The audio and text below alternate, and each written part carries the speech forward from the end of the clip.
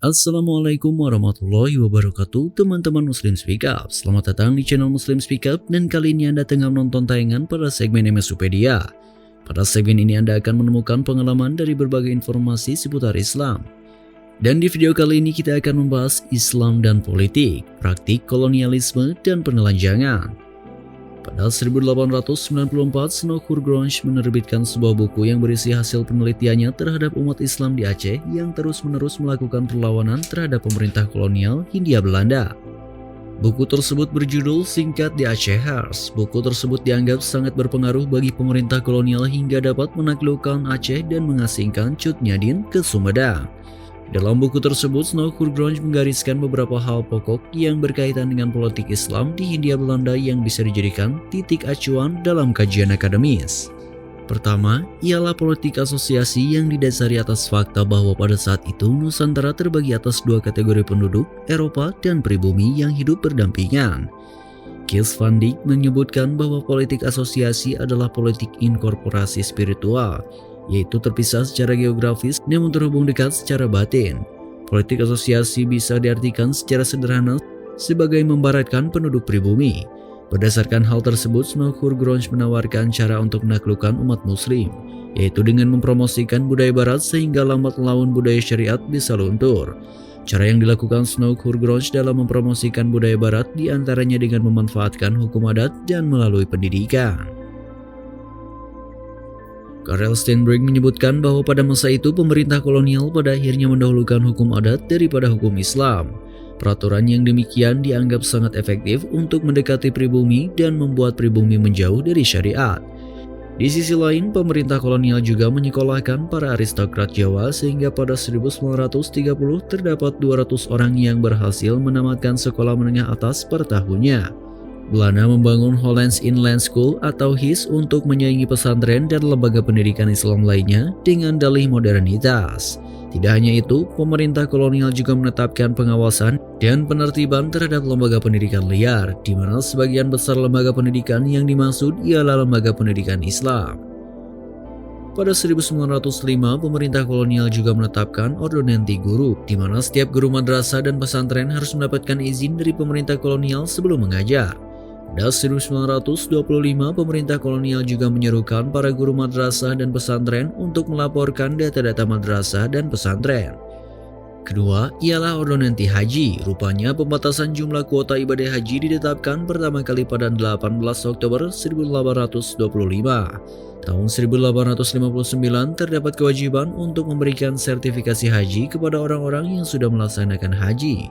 Snouck Gronch pada saat itu menyarankan untuk terus menggalakkan promosi kebudayaan barat untuk menjauhkan umat muslim dari keinginannya dalam melaksanakan rukun Islam kelima tersebut.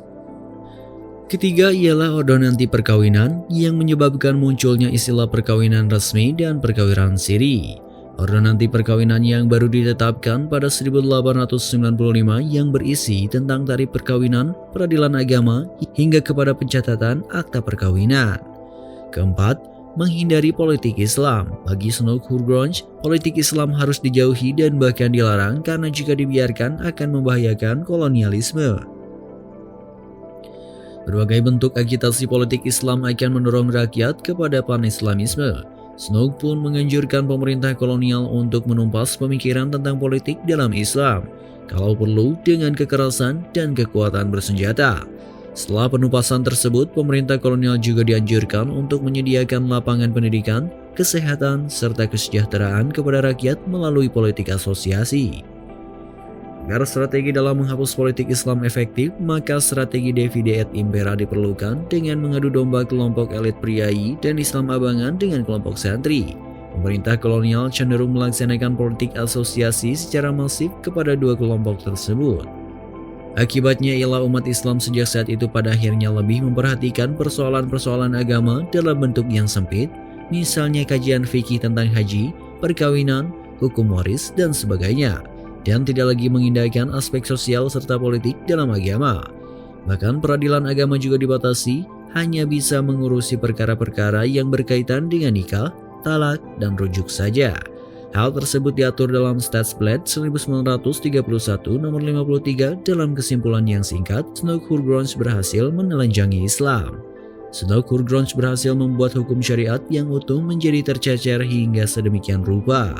Padahal menurut Yusuf Qaradawi, Islam sebagaimana yang disyariatkan oleh Allah tidak mungkin tidak politis. Jika Islam hendak dipisahkan dari politik, hal itu tidak mungkin bisa dilakukan. Yusuf Qaradawi menyampaikan terdapat dua alasan yang pada akhirnya membuat Islam tidak bisa dilepaskan dari politik, yaitu satu, Islam memiliki sikap yang jelas dan hukum yang terang mengenai berbagai masalah yang dianggap sebagai pilar politik, bahkan bagian ibadah dalam fikih itu pun tidak lepas dari politik. Islam memiliki kaidah-kaidah, hukum-hukum, dan pengarahan-pengarahan dalam politik pendidikan, politik hukum, politik kehartabendaan, politik informasi, politik perundang-undangan, politik peperangan, dan segala sesuatu yang berpengaruh dalam kehidupan. 2. Kepribadian seorang muslim yang dibentuk Islam dan diciptakan oleh akidah, syariat, ibadah, dan pendidikannya tidak mungkin kosong dari muatan politik, kecuali jika pemahamannya yang buruk terhadap Islam ataupun penerapannya yang keliru. Allahu a'lam. Terima kasih telah menonton tayangan ini, mudah-mudahan bermanfaat. Tetap support kami dengan menekan tombol like, comment, dan subscribe. Dan jangan lupa buat aktifkan tombol loncengnya supaya kalian gak ketinggalan info-info menarik selanjutnya.